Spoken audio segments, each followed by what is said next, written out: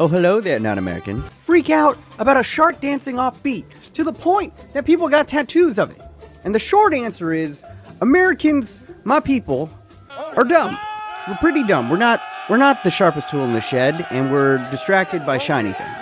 But in this video, I want to kind of give you the quick lowdown, give you an explanation of why the Super Bowl is such a big event for Americans, and also give you a little bit of history about the event in total. And oh yeah, the sports stuff, so I'll also quickly catch you up on all the juicy storylines between the two teams competing for the Vince Lombardi Trophy this Sunday, and what the hell you are watching when you tune into the Super Bowl this year. So, without further ado, welcome to a Clueless Europeans Guide, or just a Clueless Guide in general, to the Super Bowl. Now first off, the Super Bowl is the annual championship in American football, or the NFL. And while baseball is considered America's pastime, commercials! That's right, baby! Think of it like the World Cup finals or the Champions League finals, but with way more commercials.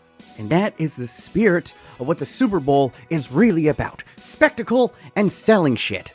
Because it is the most watched event year after year after year, advertisers know that millions of eyeballs are guaranteed to be watching the big game. And everybody watches it. People who don't give two shits about football still attend Super Bowl parties. Why? Because usually, the food and the snacks at these parties are awesome. Don't give two shits about the Bengals? Stuff your face full of wings, nachos, burgers, hot dogs, beers, sodas, White Claws.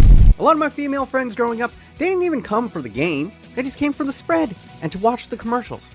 Yes, you heard me right. They came to watch the commercials. Now, this might puzzle a lot of you guys because during the regular season of the NFL, commercials are nonstop and they are just annoying. It's the same couple ones that you see every time. They repeat over and over again. We get it! Car insurance, all right? We get it. But what you gotta realize is all of that changes when it comes to the Super Bowl. Because historically, the commercials during the Super Bowl are amazing. There's been many a Super Bowl in my lifetime where the commercials were more entertaining than the game. Now, because this is the most watched event of the year, the price for a 30-second ad during the Super Bowl is astronomical. You could feed a small country for the price to shill your shitty beer for 30 seconds. And because it's so expensive, they go all out. So all the big blockbuster movies, all the video games, they drop their best trailers during the Super Bowl. And back in the 90s and early 2000s, Budweiser and Coors would just huck their shitty beer by showing you big titty swimsuit models all the time. It was great. And then, oddly, the burger company started hucking big titty supermodels at you. I don't know if it increased the sales, but it was appreciated. But don't expect that anymore because we respect women in this country now, okay? So less titties and more car insurance commercials. But still, to this day, there are plenty of gems, and some of them are genuinely hilarious. It's that, or just a bunch of cute animals. Can't go wrong with cute animal commercials. Now, caveat for my non-American viewers out there, I'm not totally sure you're gonna get the same commercials as we do. But you can just wait a day and then watch a compilation of all the best commercials on YouTube, this beautiful platform that we're on. By the way, like and subscribe. YouTube doesn't pay me in February. And then there's the halftime show. Now, say what you will about America, we haven't had the best couple of years. I will freely admit that. But god damn it, we could still put on a show. Now, the Super Bowl halftime show used to be fucking awesome. Legends like Michael Jackson would put on awe-inspiring productions year after year. It would just get bigger and grander and escalate until 2004. When out of nowhere, Justin Timberlake, at the end of his performance, accidentally showed Michael Jackson's little sister's titty in front of a live audience of 130 million people. Little old BMOnus thought it was awesome. You gotta remember, this was the time before Pornhub and internet porn and OnlyFans. Seeing a titty was a big deal back then. Good times. But the old rich white dudes running the NFL lost their goddamn minds. And this fiasco actually changed American television forever. There was this huge SEC witch hunt that overall made TV a lot more tame and boring for a couple of years.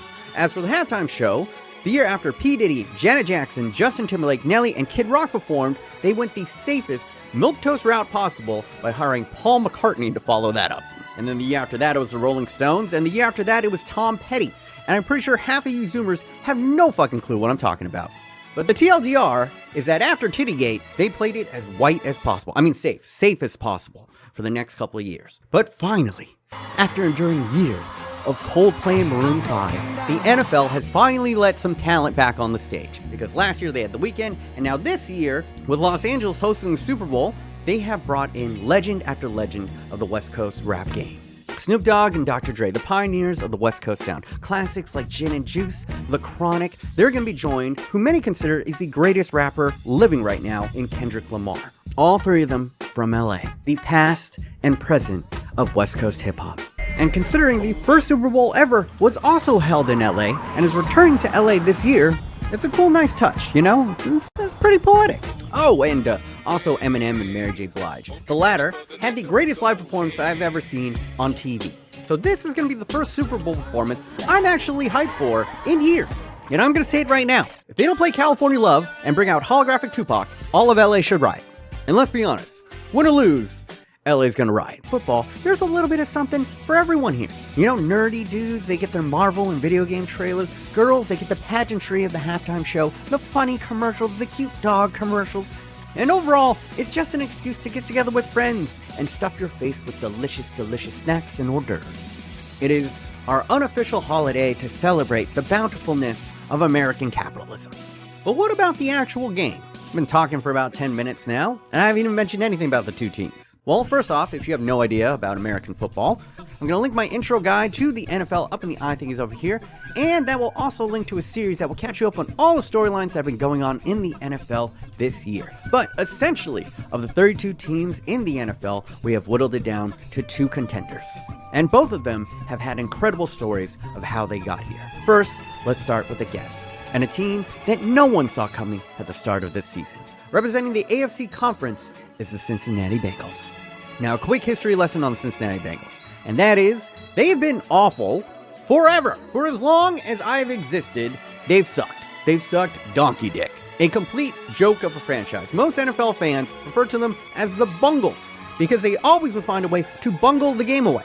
They were so awful 2 seasons ago that they received the number 1 pick in the NFL draft. And with that selection, they took Joe Burrow out of LSU to be the savior of their franchise. And this young quarterback, in his rookie season, just got destroyed over and over and over again until his knee caved in like a folding chair. And then, in this year's draft, instead of drafting a bodyguard for their franchise quarterback, they instead selected a wide receiver, Jamar Chase, a luxury position considering the state of Joe Burrow's knee. But the doubters, myself included, were proved absolutely wrong, because this Chase kid just put up the greatest statistical year for a rookie wide receiver in NFL history.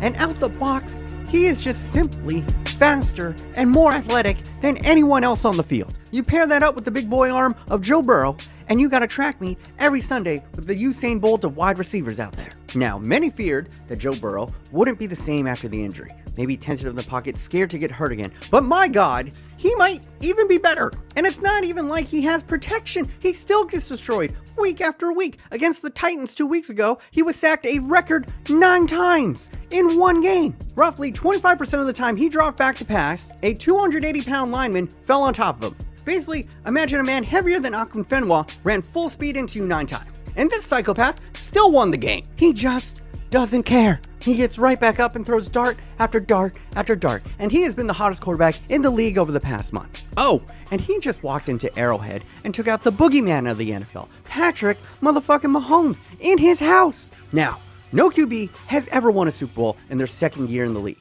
But seemingly, the laws of physics do not apply to young Joe Burrow. Their offense is elite, and they'll have the best quarterback playing in the Super Bowl this year. And for a fan base who has been the laughingstock of the NFL for 30 years, who 2 seasons ago was the worst team in the NFL, to now be 1 win away from winning a Super Bowl is incredible.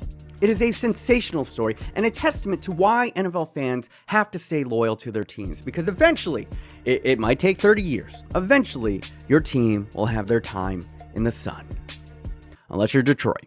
And to all my European viewers who are sick of the Man Cities and the Real Madrids of the world, Cincinnati is the team that you should be rooting for in this year's Super Bowl.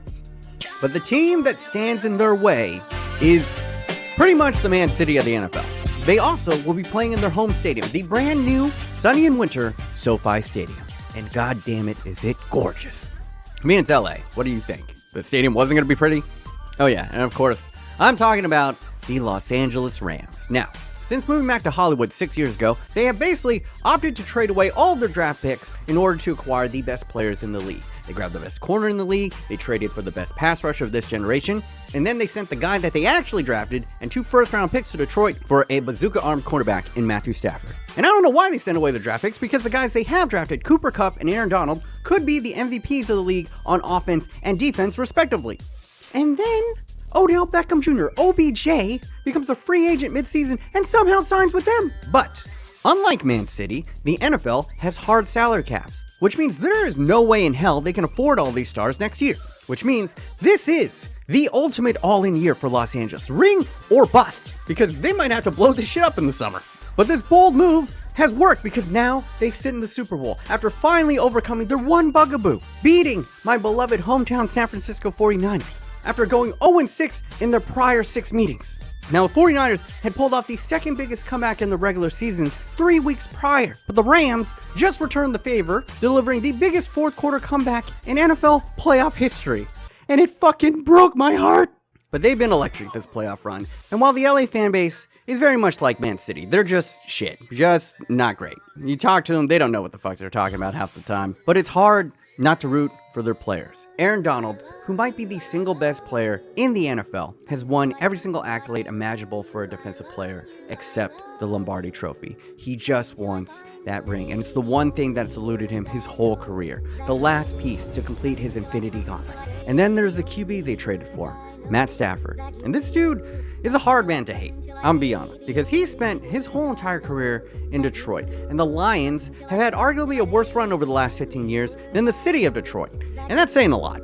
And Stafford has just been shit on, he's blamed, and underrated his whole entire career. Time after time, no matter how hard he tried, no matter how many fourth quarter comebacks he had, he simply could never pull that team into the playoffs. But when he made the switch to LA this year, he made the playoffs for the first time in his career, and now he is one win away from winning the Super Bowl. After a decade of torture in Detroit, I'm happy to see him finally get the recognition he deserves. And then there is OBJ, who I feel has been misunderstood and painted by the media as this overly emotional diva. And yes, he is overly emotional at times, but I don't think that makes him a bad person or a bad player.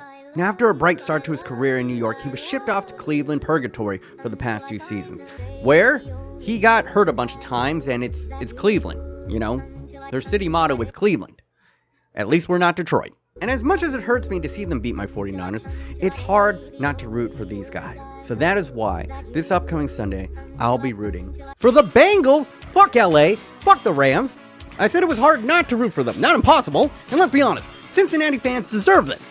They've just been shit on for 30 years. They've had it way worse for way longer than Rams fans. The Rams are new money that just moved back to Hollywood 6 years ago and are run by the guy who's ruining Arsenal. They went all in this year to desperately generate a fan base in a city that has the most fair weather fans in America and have never been a football town, ever. In West Hollywood, there's very few Rams fans, but I wish I had other friends. This is usually how it is at the bar. Like if this was a Rams game going on right now, it would be like me. It's literally just me. Well, the last time the Cincinnati Bengals were good was when the VHS tape was invented. And once again, half of you don't even know what this is. And I want to kill myself. So old. How can you not be pulling for the Cincinnati fans? I don't even know how there are Cincinnati fans, because how can you stick with the team that hasn't been good for 30 years straight? So to the ones who actually stuck around, y'all fucking deserve this. I just put that blanket over my face and sobbed. Was something special. It's emotional, even the next day. Oh, it means everything. Means everything to me. Because LA could win the Super Bowl and forget about it the moment some TikToker buys the house next to Kanye. But Cincinnati would treasure this win forever. They would celebrate this for years. And even though the Rams are the more talented team on paper, Cincinnati have the better quarterback. No one is playing better than Joe Burrow right now. And in the most chaotic year that I have ever witnessed in NFL history, why not? Why not the team that has been awful for 30 years? Why not the team that was the worst team in the NFL 2 years ago? Why can't they walk into LA's house and win one for the people of Cincinnati? Which storyline would you rather root for? The plucky underdogs that drafted well, that overcame all the odds, or the team that traded for all the best players and spent the most money, alright? And to just add a little bit of Asian seasoning on this, Chinese New Year's just happened, and guess what year it is? Yeah, it's the year of the motherfucking Tiger. I'm praying for you, Cincinnati. Anoint Joe Burrow the Tiger King, and to everyone else, pray for good commercials and hologram Tupac. And that is going to be my primer for the Super Bowl. If you found this entertaining or helpful, please, for the love of God, like and share. And thank you to all my patrons keeping me alive during this bullshit that's going on right now. Really, Patreon is the only thing that's consistently paying me these days. So if you like what you see and you're doing all right, please throw me a buck. For $4 less than a Starbucks coffee, you could be keeping this poor Asian alive and well. I don't want to be a millionaire. I just want to keep making videos and have a pizza and a beer every once in a while. Oh yeah, and also looking for editors, so go ahead, hit me up on Instagram. To everyone else out there, stay safe, enjoy the Super Bowl. I'm out. America.